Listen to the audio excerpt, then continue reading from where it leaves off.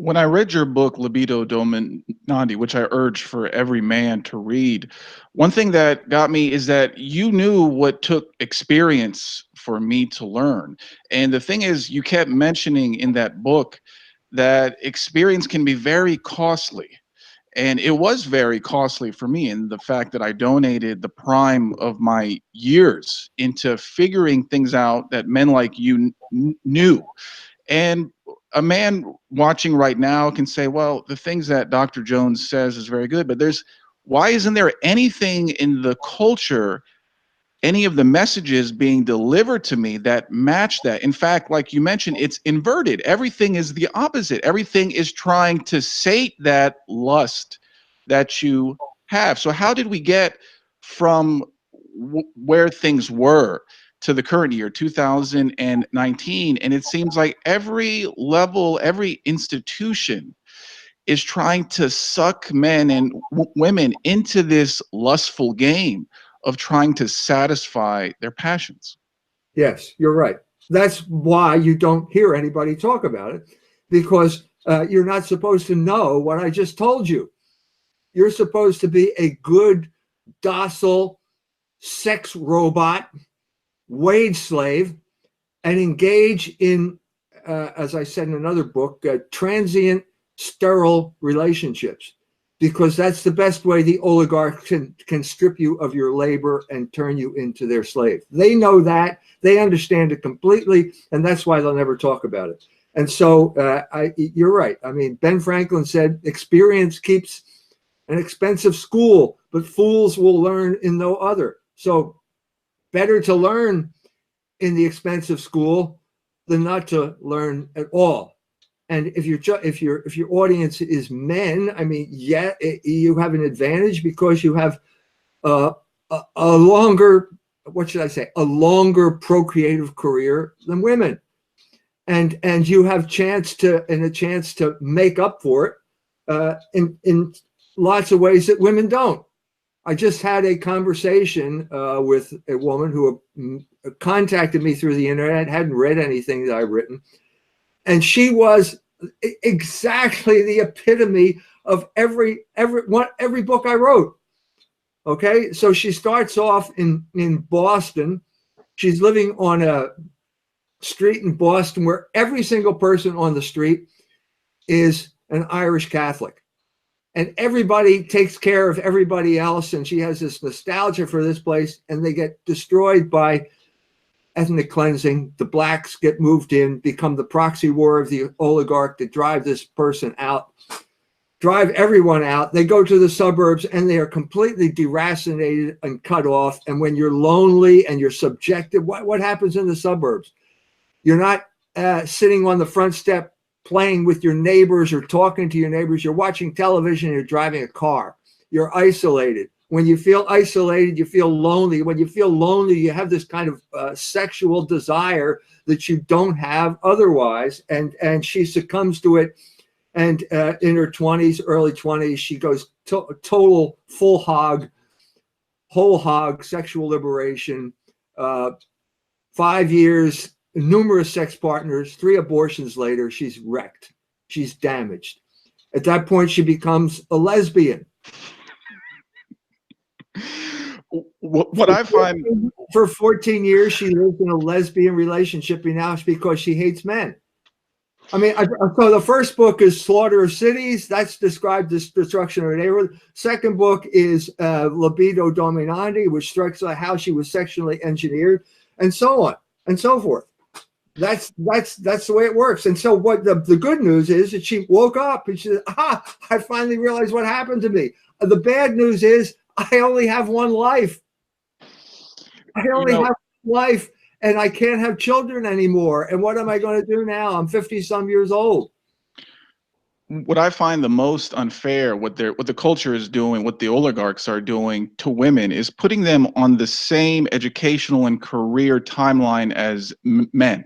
So starting when they're 18, they go to university for 4 years or more.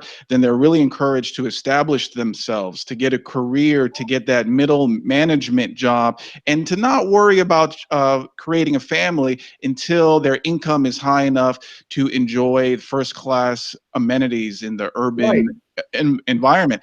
But the time she is established, and during those years she's doing that, she spent all those years focused on career, not on a man that she could love and have a family with. She wakes up on at 28, 29, and now time is running out. Now I'm 39.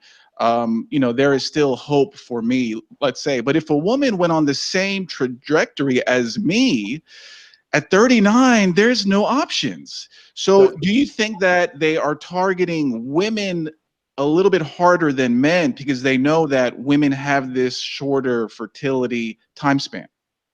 well, I think that basically you're talking about feminism now, and the feminism came into prominence in the 70s. And I think the main reason it did was because they were the great untapped labor resource at that point.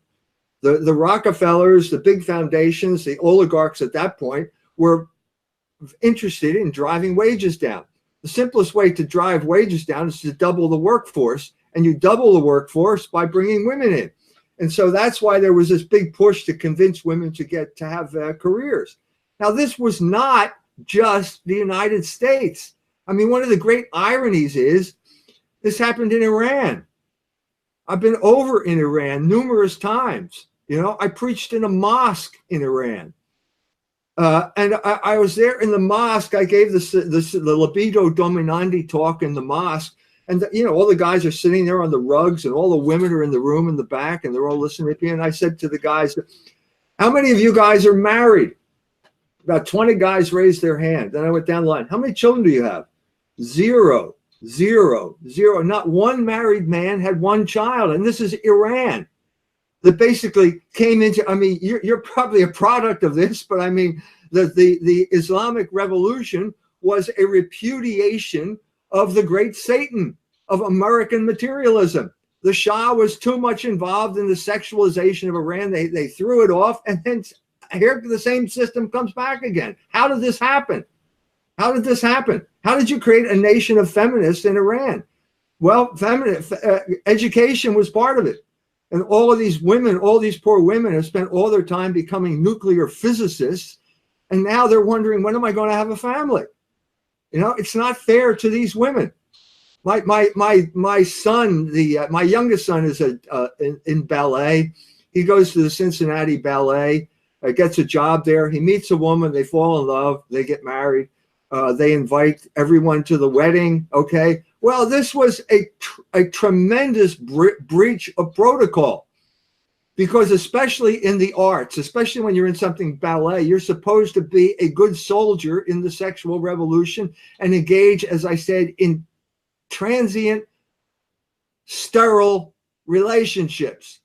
In other words, you're supposed to act like a homosexual, even if you're not a homosexual.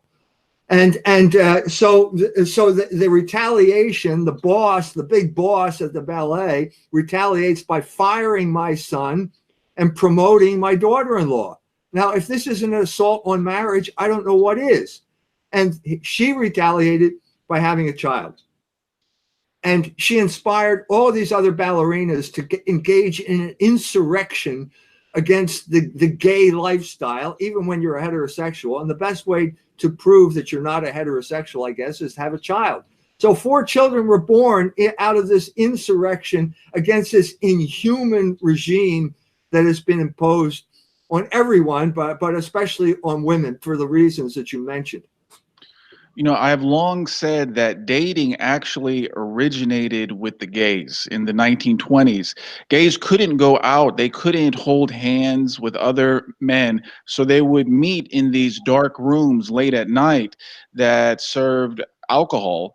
And then after the alcohol was done, either they would engage in some activity there in the bathrooms there, or they would go nearby to a private room. And that's what heterosexuals do now. So when you talk about sterile relationships, we're doing what the gays used to do. And it's no surprise that, like you mentioned, when you were in the mosque, no one is having kids, even if they are married. Here's a fun fact. My grandfather, Iranian grandfather, he was a landowner. He had the maximum 4 wives and 26 kids. And my dad was one of those 26. He was the only one to leave the country, and he came to the United States, and he had 4 kids. And me, I'm 39, I have 0 kids. So you Yeah, can well, see we're how the seeing that generations are. narrowing here, you know. But as I said, you have an advantage in that it's still a possibility for you, you know. But that's the problem with women. They have a definite window of opportunity, and after that, it doesn't work.